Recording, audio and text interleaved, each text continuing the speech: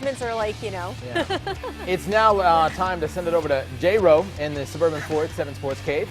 That's right. He's got a preview of what's coming up today at 11. Good morning, Justin. No fist fighting going on, right? Maybe just fist bumps in the sports cave? I was going to say that's what Neiman looks like when he gets in a little bit of a scuffle. I have to imagine that's as bad as it gets for you, Neiman. I appreciate it. Well, we got 105.1 in the building today. Rico Beard, Jake Chapman, both from that Detroit Sports 105.1 joining me today. We'll be talking about a myriad of sports topics, but we have to start with the Tigers, guys. I mean, look, why can't they beat Cleveland?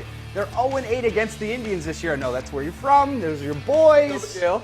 What's the deal? I don't know why they can't, but they can. And it's getting to the point where it's not like, it's just a bad matchup. That's the team you're looking up at in the Central, and it's problematic for sure. Yeah, it is. It's kind of like the, was it a year or two ago when they just kept beating Cleveland and Cleveland couldn't win? Yeah, you can't try to talk about going to the playoffs if you can't beat the top dog. Right. And that's why I still say this team is probably be hovering around 80 to 82 games. We'll be talking a little bit more in depth about these Tigers. And look, 51-14 is the run differential in the 8 games against Cleveland this year. And this is a team, Detroit, that's supposed to be unbelievable with the bats, and they just can't figure out the pitching. So we'll get into that a little bit more in the show. But we also have to talk about the NBA draft. That's why I got Jake here. This is the Pistons guy over there. And how do you think the Pistons did? Can you give them a grade?